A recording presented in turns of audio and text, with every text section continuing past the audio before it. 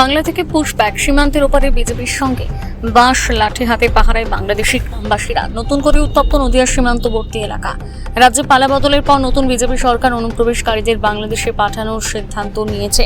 পশ্চিমবঙ্গ তথা ভারত থেকে কাউকে পুশব্যাক করা হলে তা মেনে নেবে না বাংলাদেশ, এই কথা ঘোষণা করে কাঁটাতারের উপরে বাংলাদেশ ভূখণ্ডে পাহারা জোরদার করেছে বাংলাদেশের সীমান্তরক্ষী বাহিনী বিজেপি।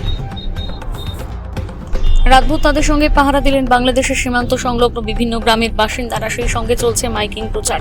এমন ছবি শুধু দিনে নয়, রাতে উঠে এলো সীমান্ত এলাকায়। যদিও এই বিষয়ে কোনো দেশের পক্ষ থেকে অফিসিয়াল ভাবে কিছু বলা হয়নি, রাজ্যে পালাবদলের পর নতুন বিজেপি সরকার অনুপ্রবেশকারীদের বাংলাদেশে পাঠানোর সিদ্ধান্ত নিয়েছে। সেই মতো প্রথমে অনুপ্রবেশকারীদের চিহ্নিত করে তাদের রাখার জন্য জেলায় জেলায় তৈরি হয়েছে হোল্ডিং সেন্টার।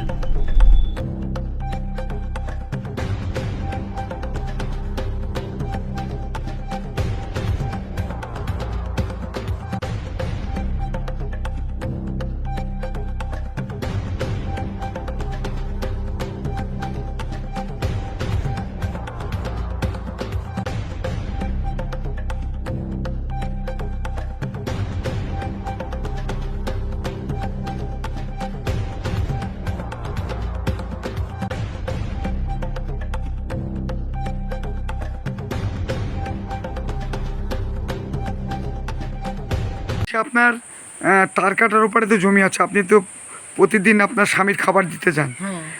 সেখানে কি শুনতে পান? ওই বলে যে ও সীমান্তের লোক এই সীমান্তে আসবে না, এই সীমান্তের লোক ওই সীমান্তে যাবে না, এইসব আর কি বলে, আমরা শুনতে পাই। আমাদের মতো আমরা কাজ করে চলে আসি, ওদের মতো ওরা হয়তো বললো। এটা কি কিছুদিন যাবত চালু হয়েছে? হ্যাঁ হ্যাঁ। আগে তো হতো না? না। আপনার নাম? সীমা পাল।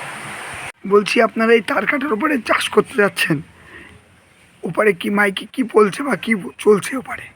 বাংলাদেশের ওই বিজিবি ওরা হচ্ছে সতর্কতা করছে যে ভারতের সীমান্তে কেউ অনুপ্রবেশ করবে না, সীমান্ত পার হয়ে গরু বাছুর সাবধানে যেন ভারতের সীমান্তে না যায়, অবৈধ কোনো কাজকর্ম করবে না, বারবার করে সতর্ক করছে এবং 2-4বার মাইকিংও করেছে ওদের এরিয়ায়। আপনারা কীভাবে শোনেন ওগুলো?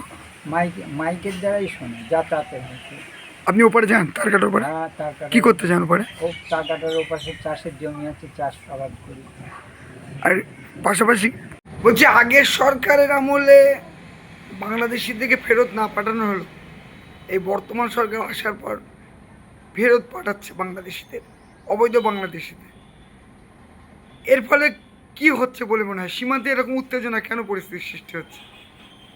দেখুন, ভারত সরকারের একটা ঘোষিত নীতি যেটা আইনসভাতে পাশ হয়েছে, যারা বাংলাদেশ, পাকিস্তান এবং আফগানিস্তান থেকে যে সমস্ত অনুপ্রবেশকারী ভারতবর্ষে ঢুকেছে, ভারতবর্ষে ঢুকে অন্যায়ভাবে দেখা যাচ্ছে ভোটার কার্ড, আধার কার্ড, রেশন কার্ড তৈরি করে এখানকার যুব সমাজের কর্মসংস্থান, এখানকার মানুষের রেশনগুলোকে চুরি করে তারা খাচ্ছে, তাদেরকে এসআইআরের মাধ্যমে তাদের ডিটেক্ট করা হয়েছে, তাদের ভোটার কার্ড থেকে ডিলিট করা হয়েছে, এবার তাদের ডিপোর্ট করার পালা। সেই কারণেই বিভিন্ন জায়গাতে ভারত সরকার এবং পশ্চিমবঙ্গ সরকার, যে রাষ্ট্রবাদী সরকার নির্মিত হয়েছে, এখানকার মুখ্যমন্ত্রী বিভিন্ন জায়গাতে হোল্ডিং ক্যাম্পের ব্যবস্থা করেছে। সেই হোল্ডিং ক্যাম্পে তাদের ওখানে থাকার ব্যবস্থা করা হয়েছে এবং হোল্ডিং ক্যাম্পের মাধ্যমে বিএসএফের থ্রুতে তাদেরকে ওই দেশে পাঠিয়ে দেওয়া হবে।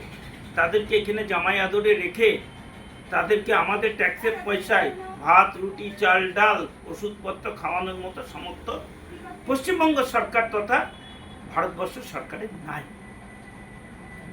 তাই তাদের টুডে অর টুমরো ওপার বাংলায় যেতে হবে। কিন্তু এর ভেতরে আমরা কি দেখতে পাচ্ছি? কিছু সোশ্যাল মিডিয়াতে আমরা দেখতে পাচ্ছি জামাতি ইসলামকে সঙ্গে নিয়ে কিছু বিজেডি তারা রাতের অন্ধকারে মাইকিং করে ওই এলাকায় মানুষদেরকে একটা হুলিয়া এবং ফতেয়া জারি করছে যে ওপার থেকে আসা মানুষদেরকে পিটে নেবে না। তারা হুলিয়া জারি না করে তারা তো ট্রাইব্যুনালে অর্থাৎ আন্তর্জাতিক আদালতে যেতে পারে,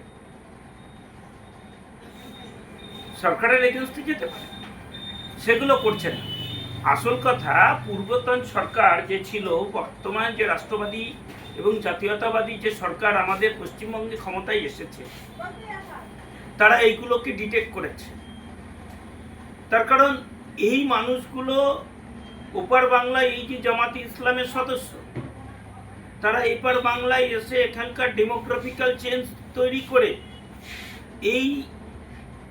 এইখানে তারা দাউদি ইসলাম বা দারুল ইসলামে এই পশ্চিমবঙ্গকে পরিণত করে এখানে বৃহত্তর বাংলাদেশ করিবার একটা ষড়যন্ত্রে লিপ্ত হয়েছিল। বর্তমান রাষ্ট্রবাদী সরকার আসার পরে তাদের সেই স্বপ্ন তিমিরেই ধ্বংস হয়ে গেছে এবং পূর্বতন যে দলটা এখানে রাজত্ব করত সেই দলটাও আজকে এখন সাইনবোর্ড আকারে উবে গিয়েছে, তাদের অস্তিত্ব সংকটে তারা এখন পড়ছে। তাই এই মানুষগুলোকে যারা ডিটেক্ট হয়ে গেছে, যাদের এখন ডিপোর্ট করবার পালা, তাদেরকে রক্ষা করা, তাদেরকে জামাই আদর করা, তাদেরকে খাওয়ানো আমাদের ট্যাক্সের পয়সা দিয়ে কোনো দায়িত্ব ভারত সরকারের নেই, পশ্চিমবঙ্গ সরকারের। তাহলে এতদিন এরা কিভাবে থাকতো পশ্চিমবঙ্গে, আর কেনই বা থাকতো? এতদিন পূর্বতন যে সরকার ছিল তারা তাদের মদতে তাদের রেশন কার্ড, ভোটার কার্ড এবং আধার কার্ড তৈরি করে দিয়ে তাদেরকে জামাই আদরে রেখেছিল, তাই ছিল। সরকার যদি শক্ত হয়, সরকারের নীতি যদি স্পষ্ট হয়, যারা ভারত মাতাকে ভারত মাতা বলতে শিখতে জানে, তো তাদের ক্ষেত্রে অসুবিধা নেই। কিন্তু এরা তো রাষ্ট্রবিরোধী, এরা ওদেশে অরাজকতা তৈরি করে এদেশে অরাজকতা তৈরি করবার একটা কার্যক্রম নিয়ে এসেছিল। তাদের একটা নির্দিষ্ট মোটো ছিল, ভারতবর্ষকে খণ্ডিত করা। ভারতীয় জনতা পার্টি রাষ্ট্রকে খণ্ডিত করবার কোনো ব্যক্তিকে আশ্রয় দেবে না, এটা হচ্ছে আমাদের নির্দিষ্ট স্ট্যান্ড। তাই তাদেরকে টুডে অর টুমরো ওপার বাংলায় যেতেই হবে। আপনার নাম? অমিত প্রামাণিক। আপনি কি পদে আছেন? নদিয়া দক্ষিণ জেলার সম্পাদক এবং মুখপাত্র। বলছি, আপনাদের বাংলার মুখ্যমন্ত্রী শুভেন্দু অধিকারী ঘোষণা করেছে যারা অনুপ্রবেশকারী তাদেরকে বাংলাদেশে ফেরত পাঠানো হবে, আর এই পরিপ্রেক্ষিতে বাংলাদেশের বিজিবি এবং বাংলাদেশের জনগণ তারা পাহারা দিচ্ছে যাতে ভারত থেকে যাদেরকে ফেরত পাঠানো হবে তারা বাংলাদেশে ঢুকতে না পারে। কি বলবেন ব্যাপারটা? দেখুন, ভারত সরকারের এটা একটা ঘোষিত নীতি এবং সেটা আইনসভাতে পাশ হয়েছে। যারা ওপার বাংলা থেকে, বিশেষ করে বাংলাদেশ, পাকিস্তান, আফগানিস্তান থেকে যে সমস্ত সংখ্যাগুরু লোকেরা ওপারে বিভিন্ন রকম অরাজকতা তৈরি করে এপার বাংলাতে তার কাটা ফুরে এসে আমাদের দেশের যুবকদের কর্মসংস্থান চুরি করছে, আমাদের এখানকার মানুষের রুজি রোজগারে ভাগ বসাচ্ছে এবং আমাদের এখানকার মানুষের রেশন চুরি করে খাচ্ছে ইঁদুরের মতো। যারা এখানে ভোটার কার্ড, আধার কার্ড ডুপ্লিকেট তৈরি করেছিল বিগত সরকারের প্রচ্ছন্ন মদতে, সেই সমস্ত অনুপ্রবেশকারী মোহামেডান যারা রয়েছে তাদেরকে ওপার বাংলাতে যেতে হবে টুডে অর টুমরো। এই বিষয়টা পরিষ্কার। সেখানে আমরা দেখতে পাচ্ছি সাংবাদিক মাধ্যমে এবং বিভিন্ন সোশ্যাল মিডিয়াতে যে ভাইরাল হয়েছে, সেখানে দেখতে পাচ্ছি বাংলাদেশের বিজিডি তাদের লোকবল কম থাকায়, তাদের সৈন্যবাহিনী কম থাকায় তারা বর্ডার এলাকায় যে সমস্ত জামাতি ইসলামরা জিতেছিল সেই সমস্ত জামাতি ইসলামদেরকে নিয়ে তারা বিভিন্ন এলাকায় মাইকিং করে বেড়াচ্ছে যে এপার বাংলা থেকে যে অনুপ্রবেশকারীদেরকে, যাদেরকে আমরা ভোটার কার্ড, আধার কার্ড কেড়ে নিয়ে তাদের চোখের রেটিনা এবং হাতের ছাপ স্ক্যানিং করে ওপিটে পাঠিয়ে দিচ্ছি, তাদেরকে ওপিটে ঢুকতে দেবে না, তাদের স্ব বাসস্থানে যেতে দেবে না এবং তাদের বিরুদ্ধে তারা জিহাদ ঘোষণা করছে, ফতোয়া জারি করছে। সেটা করতে পারে, প্রয়োজন হলে তারা আন্তর্জাতিক আদালতে যেতে পারে। আপনাদের স্ট্যান্ড কি? আমাদের স্ট্যান্ড, যারা ওপার বাংলা থেকে এপারে এসেছে এবং এপার বাংলার মানুষের কর্মসংস্থান, যুবশক্তির কর্মসংস্থান চুরি করে খাচ্ছে, আমাদের রেশনে ভাগ বসাচ্ছে এবং আমাদের খাদ্য, খাবার এবং অন্য সংস্থানে বিভিন্ন জায়গাতে তারা ভাগ বসাচ্ছে, তাদেরকে টুডে অর টুমরো ওপার বাংলায় যেতে হবে, এটা নিশ্চিত। যদি কোনো বাধা আসে বা গেট দিয়ে যদি ওরা যদি ভেতরে প্রবেশ করতে না দেয় সেক্ষেত্রে কী হবে?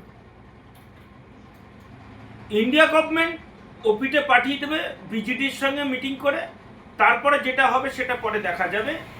ফ্ল্যাগ মিটিং করে যেগুলো পাঠানোর পাঠিয়ে দেওয়া হবে। আপনারা কি তার জন্য বিভিন্ন জায়গাতে ডিটেনশন ক্যাম্প করা হচ্ছে। ডিটেনশন ক্যাম্পে তাদেরকে ডিটেক্ট করা হয়েছে, তাদের ভোটার লিস্ট থেকে ডিলিট করা হয়েছে, এবার ডিপোর্টের কাজটা শুরু হবে। কোনো অবস্থাতে ভারত সরকার কি নত হবে তাদের কাছে? কখনোই নয়, নত হওয়ার কোনো প্রশ্নই নেই।